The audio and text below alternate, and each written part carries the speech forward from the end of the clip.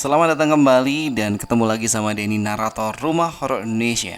Malam hari ini kita akan membacakan sebuah cerita mengenai pengalaman seorang konten kreator horor.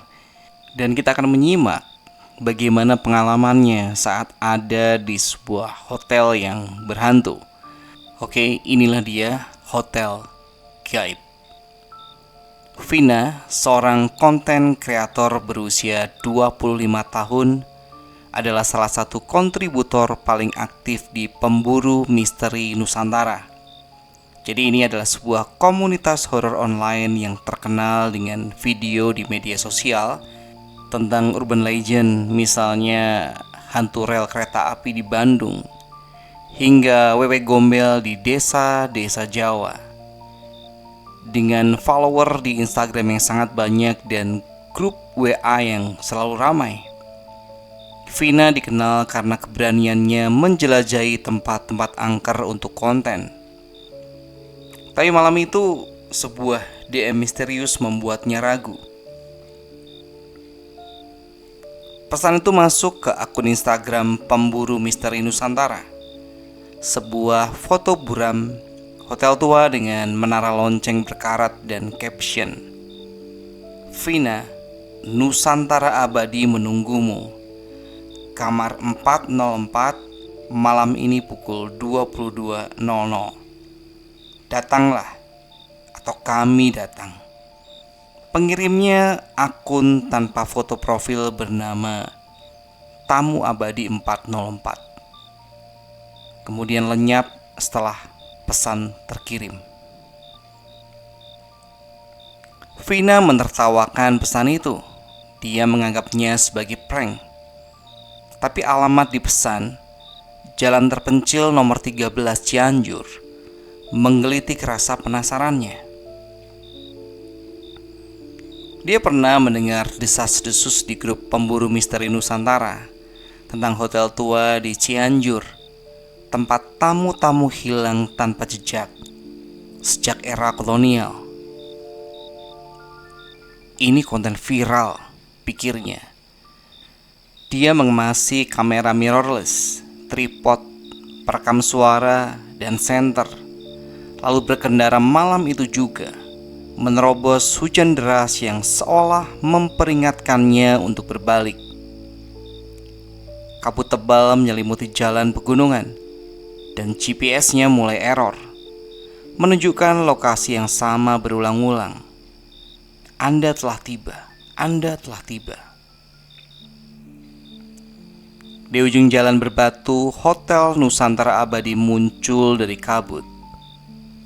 Bangunan Art Deco itu megah namun rapuh, dengan pilar-pilar retak dan jendela-jendela pecah yang menatapnya seperti mata kosong.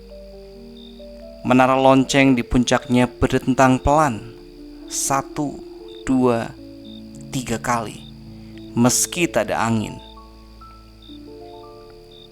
Vina merinding, tapi kameranya sudah menyala. Buat Pemburu Misteri Nusantara, katanya mencoba menenangkan diri. Di lobi, aroma kayu lapuk bercampur bau amis, seperti air rawa yang terperangkap jauh dari laut. Seorang wanita tua dengan gaun usang berdiri di meja resepsionis. Wajahnya tersembunyi di balik kerudung tipis. "Kamera bagus," katanya. Suaranya serak seperti daun kering. "Tapi di sini yang merekam bukan kamu, Nona."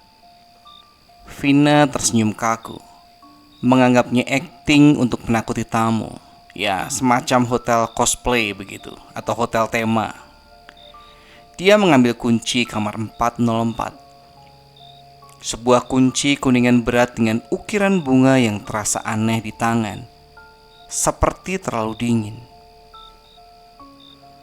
Saat lift tua membawanya naik, lampunya berkedip, dan di dinding logam lift, bayangan Vina muncul, tapi matanya terlalu besar, seperti lubang hitam yang menelan cahaya. Kamar 404 kecil, tapi anehnya nyaman, dengan wallpaper bunga pudar yang seolah bergerak kalau dilihat terlalu lama. Ranjang besi berderit seperti keluhan pelan, dan sebuah cermin antik di dinding memantulkan bayangan Vina dengan sedikit salah. Bibirnya tersenyum, tapi dia yakin dia sedang tidak tersenyum. Dia menyalakan kameranya, merekam untuk pemburu misteri Nusantara. Halo teman-teman, malam ini kita explore Hotel Nusantara Abadi di Cianjur. Konon tempat paling angker di Jawa Barat. Siap ketemu hantu? Dia tertawa, tapi suaranya bergema aneh. Seolah ruangan menjawab dengan tawa lain, lebih dalam, lebih tua, seperti suara dari dalam sumur. Vina menjelajahi koridor lantai 3 untuk konten.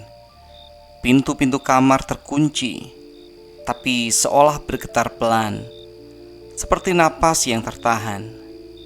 Di ujung koridor, dia menemukan ruang arsip yang tidak ada di peta hotel.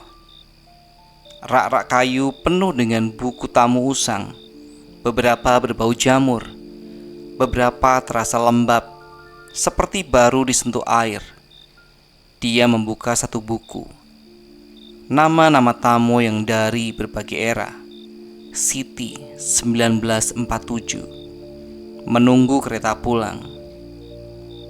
Hans van Dyck 1928, mencari kapal. Dewi 1995, tak ingin pergi. Yang membuat jantungnya hampir berhenti adalah entry terakhir. Vina A 2025, kamar 404. Tulisannya baru, tinta hitam masih basah, seolah ditulis saat dia melangkah masuk hotel. Vina kembali ke kamar, mencoba menenangkan diri dengan memeriksa rekaman. Tapi di salah satu klip ada suara yang ia yakin ia tidak rekam. Bisikan pelan, "Lihat ke bawah ranjang." Dia menahan napas, memaksa diri mengecek dengan senter. Tak ada apa-apa, hanya debu dan bau tanah basah yang menyengat. Tapi saat dia bangkit, cermin di dinding menunjukkan sesuatu yang lain. Seorang anak kecil berdiri di belakangnya. Wajahnya pucat, rambut basah menutupi mata, memegang boneka kain tanpa wajah. Vina berbalik, tapi koridor kosong. Di rekaman kameranya, anak itu ada, menatap ke lensa sambil berbisik, "Kamu bawa kami ke dunia kalian." Keesokan harinya, Vina mencoba check out. Dia turun ke lobi, tapi resepsionis, kini seorang pria muda dengan senyum terlalu lebar, seperti topeng yang retak, berkata, "Maaf Nona, buku tamu bilang Anda belum selesai. Malam ini ada pertemuan di ruang dansa. Wajib hadir." Vina protes, tapi ponselnya mati total, sinyal hilang, dan pintu keluar terkunci dengan rantai besi yang bergerak pelan seperti ular saat dia mendekat. Dia mencoba memecahkan jendela lobi, tapi kaca itu hanya memantulkan bayangannya dan bayangan lain. Seorang wanita dengan gaun sobek menatapnya dengan mata kosong yang meneteskan air hitam. Kembali ke kamar. Sinyal tiba-tiba kembali, dan kesempatan ini dipakai oleh Vina untuk live stream di IG. Dia berharap penonton pemburu misteri Nusantara bisa membantu. Teman-teman, saya ada di Hotel Nusantara Abadi dan ada yang aneh banget di sini. Tolong kalau ada yang tahu hotel ini, DM saya. Kamera menunjukkan koridor gelap, pintu-pintu yang bergetar, dan cermin di ujung lorong yang memantulkan bayangan Vina, tapi dengan mata yang salah. Di kolom komentar, penonton menuliskan hal-hal aneh. "Vina, ada anak kecil di belakangmu. Matanya gak normal, Vin. Lari, Vin. Sekarang. Vina menoleh, tapi tak ada siapa-siapa. Tiba-tiba live stream terputus dan ponselnya menunjukkan notifikasi baru dari tamu abadi 404. Kamu sudah mengundang kami. Sekarang kami di sini. Vina mencoba menghubungi admin pemburu misteri Nusantara, tapi pesannya tak terkirim. Dia menemukan koran tua di meja kamar bertanggal 1947 dengan headline Hotel Nusantara Abadi ditutup setelah tamu hilang misterius. Di foto koran, dia melihat wajah-wajah tamu yang mirip dengan bayangan di cermin dan satu wajah yang mirip dirinya, tapi dengan nama berbeda. Wulan 1947, kamar 404. Vina gemetar menyadari hotel ini bukan sekedar bangunan, tapi sesuatu yang hidup, yang mengingat setiap tamu. Malam itu lonceng hotel berdentang tanpa henti seolah memanggilnya. Vina terpaksa turun ke ruang dansa di basement, didorong oleh suara yang tak bisa dia tolak. Lampu-lampu kristal menyala redup dan musik keroncong tua mengalun dari gramofon tak terlihat. Nadanya terdistorsi seperti jeritan yang diputar lambat. Tamu-tamu lain ada di sana. Seorang tentara Jepang dengan pedang berkarat yang meneteskan cairan hitam. Seorang wanita Belanda dengan gaun robek yang berbau tanah kubur. Dan anak kecil dari cermin tadi memegang boneka kain tanpa wajah yang kini bergerak-gerak seperti hidup. Mereka menatap Vina. Mata mereka kosong tapi penuh lapar, seolah menanti sesuatu yang dia bawa. Di tengah ruangan berdiri seorang pria berjas putih. Wajahnya tersembunyi di balik topeng kayu berukir senyum kaku. "Selamat datang, Vina," katanya. Suaranya seperti ribuan bisikan yang bergabung, bergema di kepala Vina. Hotel ini dibangun di tanah keramat, tempat jiwa-jiwa pejuang dan korban penjajah terkubur. Kamu membawa cerita kami ke pemburu misteri Nusantara, dan sekarang kamu bagian dari kami. Dia menunjuk kamera Vina, dan layar LCD-nya menunjukkan dirinya sendiri, tapi bukan di ruang dansa, melainkan di kamar 404, terbaring di ranjang dengan mata terbuka kosong, seperti mayat yang masih bernapas. Di sampingnya, bayangan anak kecil itu tersenyum memegang boneka yang kini memiliki wajah Vina. Vina mencoba berlari, tapi pintu ruang dansa terkunci. Tamu-tamu itu mulai bergerak, menari dalam lingkaran di sekitarnya. Langkah mereka berat seperti menyeret rantai. Anak kecil itu mendekat. Bonekanya kini bisa bicara dengan suara Vina. "Kamera kamu merekam jiwa. Sekarang jiwa kamu milik kami." Vina menjerit, meraih lilin dari meja dan melemparkannya ke gramofon. Api menyala, tapi bukan api biasa. Api biru yang dingin, seperti roh yang marah. Tamu-tamu itu meleleh menjadi asap hitam, tapi topeng pria berjas putih hanya retak, memperlihatkan wajah yang bukan wajah, tapi hanya kegelapan dengan dua titik putih yang menatapnya. Vina berlari, jantungnya berdegup kencang. Koridor hotel berputar-putar. Pintu-pintu berubah posisi seperti labirin hidup, selalu membawanya kembali ke ruang dansa. Dia akhirnya menemukan pintu darurat di basement. Sebuah lorong sempit yang bau amis seperti rawa tua.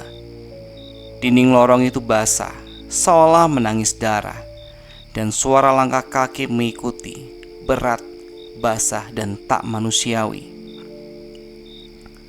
Vina berlari, mengabaikan bisikan yang kini memanggil namanya. Vina, Vina, tinggallah di sini. Dia keluar ke hutan di belakang hotel. Kabut tebal menyelimuti tubuhnya. Mobilnya masih di sana. Kunci tertinggal di dalam. Dia berkendara secepat mungkin. Jalanan Cianjur terasa tak berujung, dan setiap kali menoleh ke spion, dia melihat bayangan anak kecil itu di kursi belakang, memegang boneka tanpa wajah yang kini tersenyum. Vina menutup mata, berdoa, dan terus mengemudi sampai kabut menghilang dan lampu-lampu kota Jakarta muncul. Singkat cerita, Vina sampai di apartemennya di Jakarta. Tubuhnya gemetar, pikirannya kacau.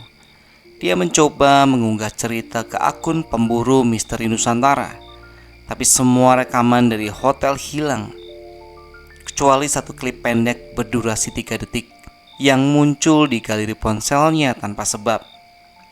Dalam klip itu, dia melihat dirinya sendiri berdiri di lobi Hotel Nusantara Abadi, tersenyum ke kamera. Tapi di belakangnya, puluhan bayangan berdiri. Tentara, wanita Belanda, anak kecil, dan wajah-wajah lain yang tak dikenalnya. Semua menatap lensa dengan mata kosong.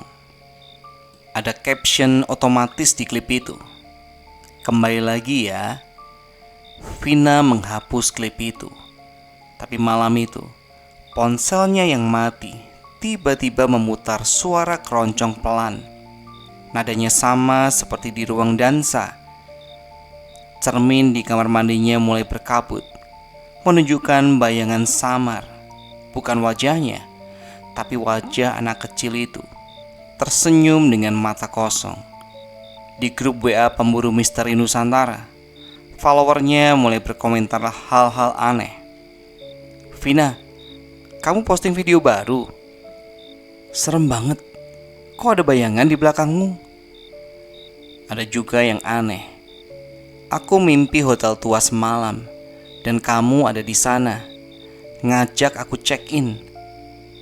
Yang paling membuatnya panik adalah DM dari akun Tamu Abadi 404 yang muncul lagi. Kami sudah di Jakarta. Kamera barumu mana? Vina akhirnya berhenti membuat konten horor, tapi bayangan itu tak pernah pergi. Setiap malam dia mendengar ketukan pelan dari dinding apartemennya. Dia mulai menulis di buku catatan, berharap ceritanya bisa memperingatkan orang lain. Jangan pernah check-in ke Hotel Nusantara Abadi. Dan kalau kamu konten kreator, jangan rekam di tempat yang salah. Sebulan kemudian, akun pemburu misteri Nusantara mendapatkan unggahan baru dari akun Vina.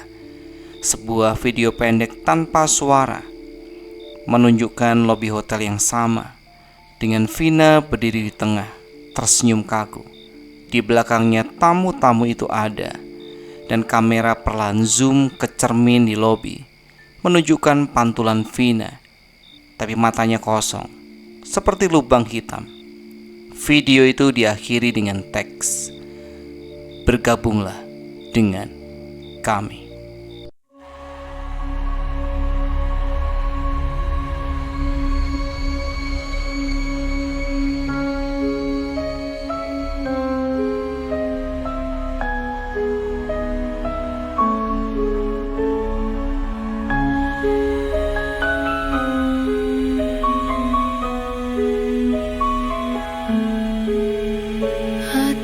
Berisik di tengah malam,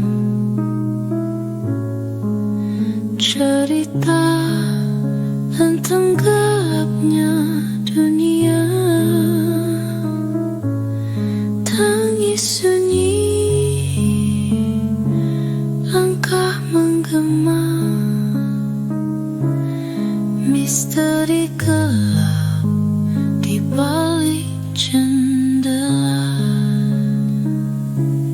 Rumah ini penuh cerita kelam,